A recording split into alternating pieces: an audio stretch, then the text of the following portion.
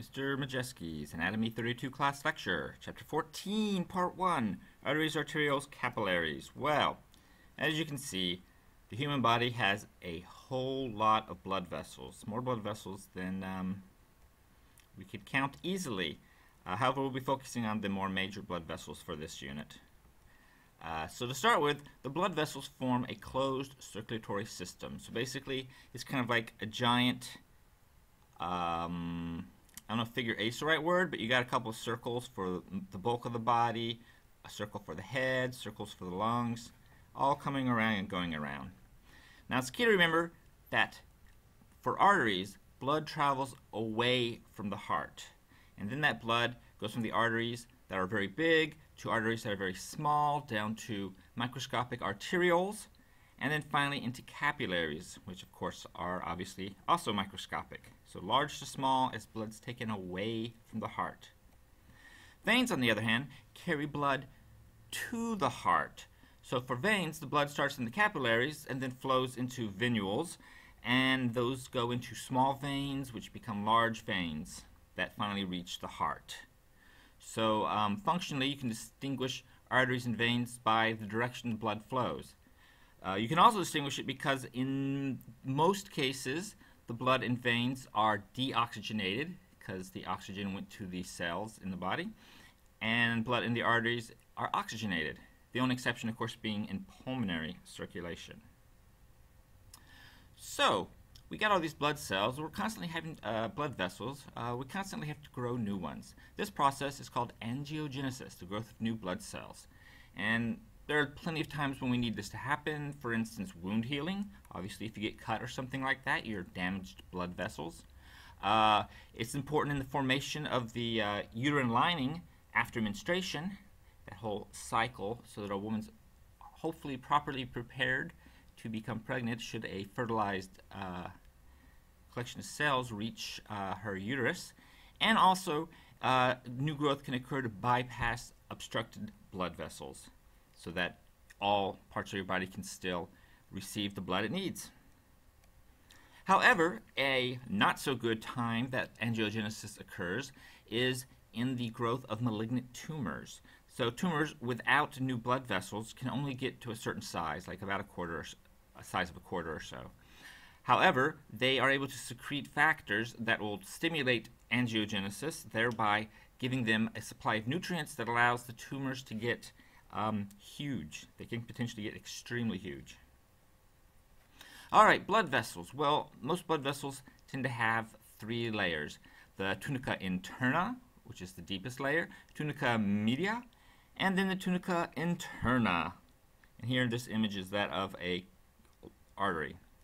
So in the tunica interna, you'll find three layers. You'll find the endothelium layer. This is flattened cells that are just running along the around the lumen of the blood vessel. You have the basement membrane that these endothelial cells are attached to. It's composed of collagen fibers and helps provide some tensile strength to the blood vessel. And then the internal elastic lamina, which is sheets of elastic fibers that have many holes in it. And again, this has helped to make the blood vessels flexible and able to expand and change size depending on how much blood pressure they're experiencing. The second layer, the tunica media, has two basic sublayers. You have the smooth muscle layer, which the smooth muscles help to control blood flow through the blood vessel by things like vasoconstriction to decrease the diameter of the lumen, and vasodilation, which would increase the diameter of the lumen. And then the external elastic lamina, which is again a sheet of elastic fibers with many openings that help provide the stretchiness. And then finally, tunica externa, which is mostly composed of elastic and collagen fibers and helps to define the outer surface of the blood vessel. So when we're talking specifically about arteries, we find that there are two types of arteries. The first type is the elastic arteries. In the elastic arteries, these are the largest arteries. The best example, of course, being the aorta, which is the largest artery in the human body.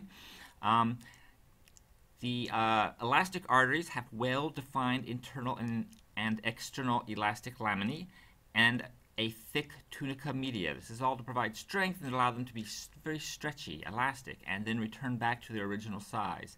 And this ability to stretch a little bit helps to propel blood forward while the ventricles are relaxing, because we want to keep that blood flowing through our body. These elastic arteries are also known as conducting arteries. The second type of arteries is the muscular arteries. These are more mid-sized arteries, a bit smaller than the elastic arteries. Here in them, the tunica media is the largest layer of the blood vessel. And that's, of course, the layer with the smooth muscle cells, so it kind of makes sense that it's called muscular arteries. It also has a well-defined internal elastic lamina, but a very thin external elastic lamina. And basically, because of all the thickness of the smooth muscle layer, the muscular arteries are very good at adjusting the flow of blood through them, again by vasoconstriction and vasodilation. And so these arteries are also known as the distributing arteries, because they're sending the blood where it needs to go the most. And then there's arterioles. Arterioles are microscopic arteries, and they help to regulate the blood flow specifically into capillaries. So they are basically characterized by a very thin interna tunica with a very thin internal elastic lamina. So the first layer is very thin. Obviously, they're much smaller than the arteries. The tunica media is composed of only 1 or 2 layers of smooth muscles. So again, a very reduced size to the tunica media. And basically, all 3 layers are very, very minimal.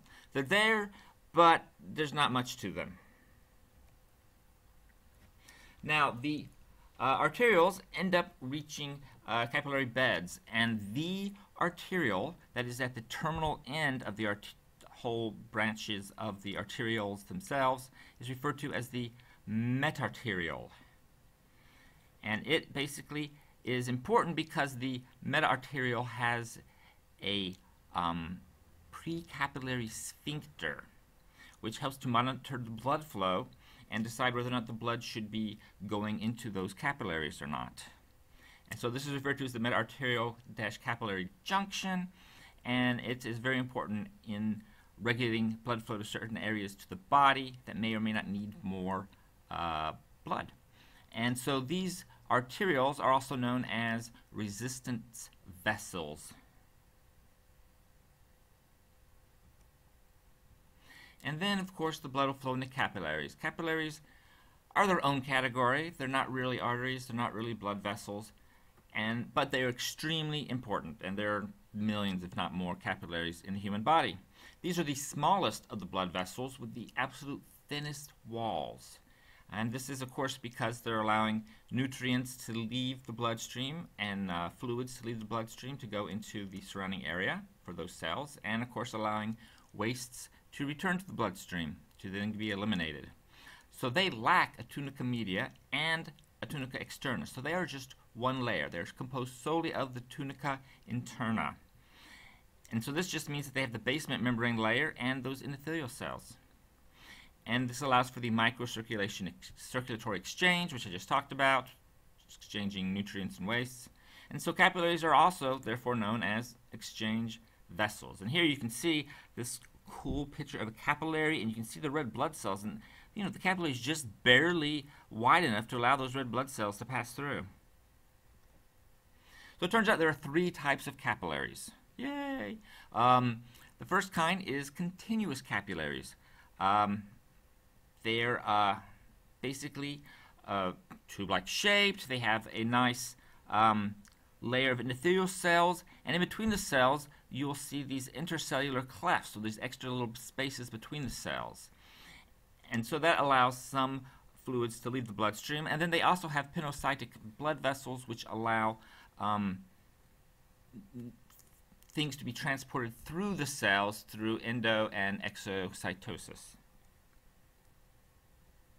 Then you have the fenestrated capillaries. Again, they also have the endothelial cells, but this time the cells have these fenestrations, or as we would think of them as pores or tunnels that go through the cell. So they allow even more fluids to leave the capillaries. And then finally, the sinusoids. The sinusoids have very somewhat wider capillaries. They're a little bit wider than the other ones. They have huge fenestrations going through them. I don't know if I'd call these pores, more like massive holes.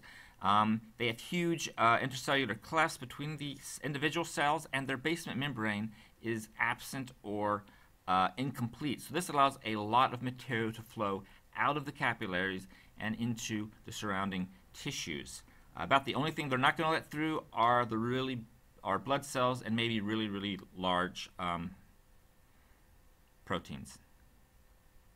So basically, when you have a bunch of capillaries all together, which is almost always the case, these are referred to as capillary beds. Most beds consist of somewhere between 10 to 100 capillaries that are arising from a single arteriole. So here's the arteriole, here's the meta-arteriole at the border between the capillaries and the meta-arteriole itself.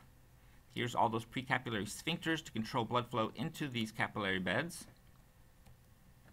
So the precapillary sphincters of the material arterioles, meta-arterioles, can contract to then prevent blood flowing into the capillaries, which could be important, say, for instance, if there's some blood loss in that area, or if you want more or less blood flow to the surface of your skin in order to regulate body temperature, that sort of thing. And then the channel that goes straight through, if you close off the precapillary sphincters, is referred to as the thoroughfare channel. And this thoroughfare channel basically connects the meta-arteriole to the venule from which blood will then flow. And that's it for this part of the lecture.